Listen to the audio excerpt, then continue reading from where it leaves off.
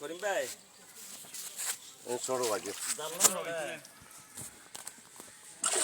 আচ্ছা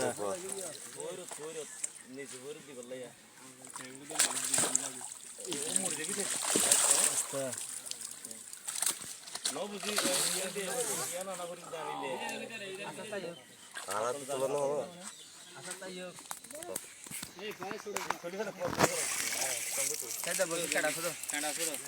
কাড়া ছড়ে দাও